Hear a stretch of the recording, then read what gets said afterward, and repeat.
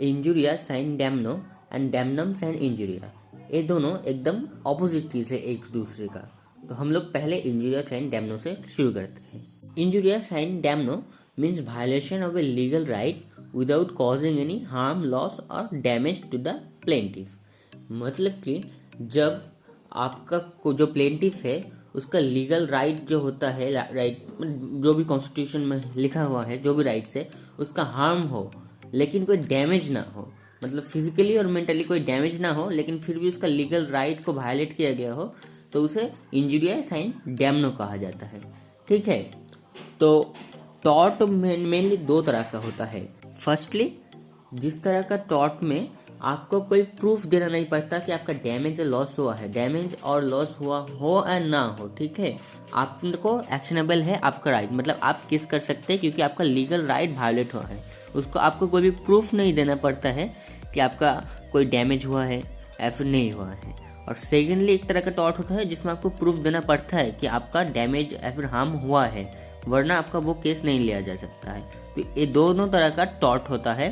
तो हमारा जो केस है इंजुरिया साइन डैमनो, ये फर्स्ट को कवर करता है, मतलब डैमनो साइन इंजुरिया में आपको हार्म या फिर डैमेज का कोई प्रूफ देना नहीं पड़ता है। ठीक है, इसमें अगर आप चाहे तो केस करते हैं, सिर्फ आपका लीगल राइट वायलेशन हुआ है इसके आधार पे। ठीक है, जैसे कि एक एग्जांपल आप दे सकते हैं कि ट्रेसपास का। ट्रेसपास मतलब आपके एरिया या फिर आपके घर में अगर कोई घुस आए, ठीक है, जिससे आपका कोई हार्म नहीं हुआ, मतलब कि किसी ने आपके परमिशन के बिना आपके घर में चला आया, तो इससे आपका कोई ताल्लुक नहीं है कि आपको कोई हार्म नहीं हुआ, कोई डैमेज नहीं हुआ, ना कि फिजिकली हुआ ना कि मेंटली हुआ, लेकिन फिर भी आपका लीगल राइट, जो राइट टू प्राइवेसी है, मतलब आप अपने घर में रह रहे हैं प्राइवेसी से, वो हार्म हुआ, फिर उसने आपका परमिशन के बिना आप घर पर आ गया है ना, तो आप इसके आधार पे ही गेस कर सकते हैं। उसमें आपका कोई हार्म या फिर डैमेज हुआ है उसको शो करने की ज़रूरत नहीं है। तो इसका बहुत सारा एग्जाम्पल है, मतलब कि केस लॉ है जो कि पहले हो चुका है इसके आधार पर। तो Ashby versus White, firstly Ashby versus White is a leading case explaining the maxim injurious and damno. ठीक है, इस केस पे the plaintiff success in his action even though the defender act did not cause any damage. ठीक है, जो कि injurious sign डैमनो का मोटिव है। तो एक केस आधार है इस पर कि यहाँ पर जो प्लेंटिफ है वो एक क्वालिफाइड वोटर है पार्लियामेंट्री इलेक्शन का। ठीक है, और जो डिफेंडेंट है वो रिटर्निंग ऑफिसर है। तो क्या हुआ, जब वो प्लेंटिफ वोट देने के लिए पार्लियामेंट्री इलेक्शन पर जा रहा था, तो मतलब जो रिटर्निंग जो ऑफिसर था उसने रॉन्गफुली उसे रिफ्यूज कर दिया कि उसका प्लेंटिफ का वोट नहीं लिया जाएगा। कोई भी वैल्यूएबल रीजन नहीं था उसके पीछे। ठीक है, तो उसके बाद क्या हुआ कि जो प्लेंटिफ जिसको वोट देने जा रहा था, ठीक है, वो तो उसके वोट के बिना भी जीत गया, मतलब उसके से कोई वोट देने या फिर ना देने से कोई हार्म नुकसान नहीं हुआ, वो उसके वोट ना देने से भी जीत ही गया जिसको उसको जीतना चाहिए था। ठीक है, लेकिन उसका जो राइट है वो राइट वायलेट हो गया, मतलब कि वोट देने का जो हमारा सबका राइट्स होता है, तो वो यहाँ पर उसका हार्म हुआ। So the court held that the defendant जो रिटर्निंग ऑफिसर था he was liable for this offence. ठीक है, तो हमारा जो सेकेंड केस है वो है Bhim Singh versus state of Jammu and Kashmir, जहाँ पर पिटिशनर एक एमएलए था जम्मू कश्मीर असेंबली का। ठीक है, और उसको रॉन्गफुली डिटेन कर दिया गया बाय द पुलिस। ठीक है, while he going to the attend the assembly session। ठीक है, तो आप तो समझ ही गए हैं। तो क्या हुआ कि उसको पुलिस के द्वारा पकड़ लिया गया जबकि वो असेंबली को अटेंड करने जा रहा था। ठीक है, तो अब क्या, तो उसके बाद जो 24 आवर्स का पीरियड होता है कि उसके अंदर के अंदर मैजिस्ट्रेट के सामने पुलिस को जिसको पकड़ा गया है उसको इनोसेंस या फिर लाइबिलिटी प्रूव करने के लिए पेश किया जाता है, तो वो भी नहीं किया गया।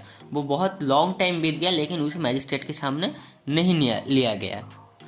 As a consequences of this क्या हुआ कि उसका उससे वजह से उसका कोई हार्म तो नहीं हुआ, मतलब मेंटली या फिर फिजिकली कुछ भी नहीं हुआ।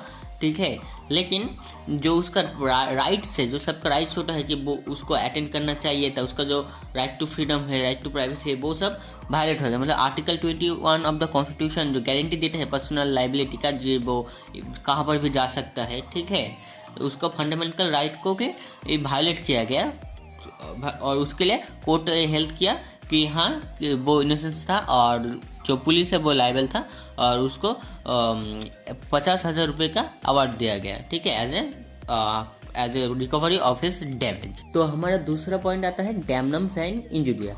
ये एकदम ऑपोजिट है इंजुरियस एंड डैमनो के। मतलब कि इंजुरियस एंड डैमनो का अगर शॉर्ट में कहा जाता तो उसे कहा जाता कि इंजुरी हुआ, मतलब लीगल राइट का वायलेशन हुआ लेकिन कोई डैमेज नहीं हुआ, ठीक है। और यहाँ पर क्या होता है, यहाँ पर डैमेज तो होता है, मतलब कि इसका फिजिकली या फिर मेंटली या फिर फाइनेंशियली डैमेज तो होता है, लेकिन उसको कोई लीगल राइट्स का कोई वायलेशन नहीं होता है, ठीक है। अगर आपको इसको शॉर्ट में कहा जाता है तो it's means damage which is not coupled with an unauthorized interference with the plaintiff lawful right, ठीक है। तो इसमें एक बात ये है कि वहाँ पर हार्म नहीं हुआ लेकिन फिर भी लीगल राइट का वायलेशन होता है तो आप केस कर सकते हैं, ठीक है, वो इंजुरियस एंड डैमनम में। लेकिन डैमनम से इंजुरियस में क्योंकि आपको कोई लीगल राइट का वायलेशन नहीं हुआ है तो आप यहाँ पर कोई केस नहीं कर सकते, मतलब एक टॉर्ट के अंडर पे नहीं आएगा। अगर ऐसा भी हो कि किसी ने आपको इंटेंशनली भी हार्म किया हो लेकिन वो अपनी जो एक्सरसाइज किया है अपना पावर वो अपनी लीगल राइट्स में किया है, तो फिर भी आप चाहे आपका जितना भी बड़ा डैमेज हो आप उस पर केस नहीं कर सकते। जैसे कि सपोज एक एग्जाम्पल हुआ कि कोई रास्ते पे चल रहा है और आपने रास्ते पे कुछ रख दिया है, ठीक है, आप कोई काम कर रहे थे रास्ते पे और उसने चाहे इंटेंशनली भी किया हो, ठीक है, कि वो आपके चीज़ पर पैर रख कर उसे तोड़ दिया, ठीक है, लेकिन आप उस पर केस नहीं कर सकते क्योंकि वो तो रास्ते पे चल रहा था, ये तो उसका राइट है, राइट टू फ्रीडम है कि वो कहाँ पर भी चल सकता है ना। तो अगर उसमें आपका टूट जाए कोई महंगा सामान तो उसमें उसका क्या गलती, चाहे वो इंटेंशनली वहाँ पर जा, उसको चाहे ज़रूरत नहीं था वहाँ पर जाने का लेकिन वो गया और इंटेंशनली तोड़ा चलने के बहाने पे, लेकिन फिर भी आप कुछ नहीं कर सकते, ठीक है। तो ये हो गया डैमनम एंड इंजुरिया। तो शॉर्ट में याद रखिएगा इंजुरियस एंड डैमनम क्या है। इंजुरियस एंड डैमनम ये है कि आप वहाँ पर केस कर सकते हैं, हाँ, क्योंकि वहाँ पर लीगल राइट का डैमेज हो, हालांकि कोई हार्म या डैमेज नहीं हुआ है। डैमनम एंड इंजुरी ये है कि डैमेज तो हुआ है लेकिन आप फिर भी केस नहीं कर सकते क्योंकि यहाँ पर लीगल राइट का कोई वायलेशन नहीं हुआ है आपका। तो डैमनम एंड इंजुरी का भी बहुत सारा केस है। तो जो इसका मेन केस है वो है ग्लूसेस्टर ग्रामर स्कूल केस, ठीक है। तो यहाँ पर क्या हुआ है कि जो डिफेंडेंट स्कूल का स्कूल मास्टर था, ठीक है, उसने एक राइवल स्कूल खोल दिया प्लेंटिव्स के स्कूल के ऑपोजिट में, ठीक है, एकदम सेम एरिया में। मतलब कि एक स्कूल था पहले और एक दूसरा मास्टर ने उस स्कूल के ऑपोजिट में एक नया स्कूल खोल दिया, ठीक है, जिससे क्या हुआ, जो पहले जो स्कूल था उसको भी कंपटीशन में आ गया, ठीक है, और कंपटीशन में आके उसको भी राइवल स्कूल के जैसा अपना जो फीस है वो 40 पेंस के जगह 12 पेंस करना पड़ा पर स्कॉलर पर क्वार्टर, ठीक है। तो इससे एक ह्यूज लॉस हुआ उसका, लेकिन उसका केस जो कोर्ट में गया तो उसको डिनाई कर दिया गया। क्या बोला गया, it was held that the plaintiff had no remedy for the loss that suffered by them, कि मतलब उसका जो लॉस हुआ उसको कोई रेमेडी नहीं मिलेगा क्योंकि उसका कोई लीगल राइट वायलेट नहीं है। कोई भी कहाँ पर भी अपना स्कूल खोल ही सकता है, ठीक है, उसको लॉ में कुछ नहीं किया जा सकता। तो ये इसका डिसीजन हुआ। दूसरा एक केस है कि उषाबेन वर्सेस भाग्यलक्ष्मी चित्र मंदिर, ठीक है। तो यहाँ पर क्या हुआ, the plaintiff sued for a permanent injunction against the defendant to restrain them from exhibiting the film name Jai Santoshi माँ, ठीक है। मतलब कि जो प्लेंटिव था वो एक मूवी देखने गया था और मूवी देखने के बाद उसने जो मूवी का प्रोड्यूसर था जो इसने क्रिएट किया मूवी को, ठीक है, जय संतोषी माँ मूवी का नाम था, तो उसको शू कर दिया। क्योंकि वो रीज़न क्या था, क्योंकि जो फिल्म था, ठीक है, उस फिल्म में जो हिंदू का जो गॉड होता है, जैसे कि God Saraswati, God Lakshmi, God Parvati, उन कैरेक्टर्स को इस मूवी में एक जेलेशियस कैरेक्टर में दिखाया गया जो कि उसका वायलेट करता है उसको जो विश्वास है गॉड में, मतलब गॉड जो होता है जो सबसे ऊपर होता है उसको उस फीलिंग्स को उसका हर्ट किया था, ठीक है। तो उसने इसके ऊपर केस कर दिया था। तो कोर्ट ने इसको डिनाई कर दिया और बोला कि मतलब कि जो भी लीगल लॉ है वो इस तरह के केस को नहीं हैंडल कर सकता क्योंकि हमारा जो रिलीजियन फीलिंग है वो पर्सन टू पर्सन है, मतलब हर पर्सन का रिलीजियस फीलिंग अलग अलग होता है, ठीक है।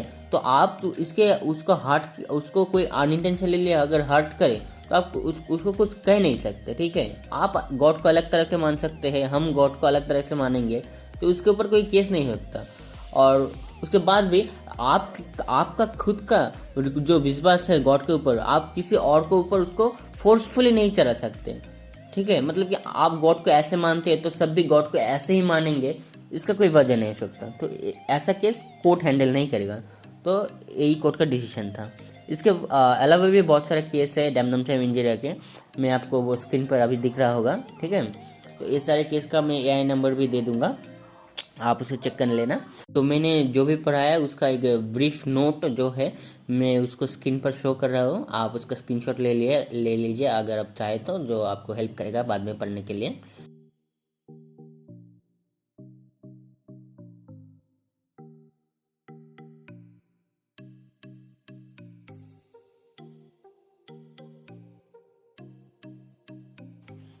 तो आज के लिए बस इतना ही। अगर आपको वीडियो पसंद आया तो लाइक कर देना, अगर पसंद नहीं आया तो डिसलाइक कर देना। और अगर आप इस तरह के वीडियो और भी देखना चाहते हैं तो चैनल को सब्सक्राइब कर बेल आइकन जरूर दबा देना। और अगर आपके पास चैनल और वीडियो से रिलेटेड कोई सजेशन हो तो वो कमेंट करके ज़रूर बताना। और नेक्स्ट वीडियो आप किस टॉपिक के ऊपर देखना चाहते हैं वो भी कमेंट करके ज़रूर बताना। Thanks for watching.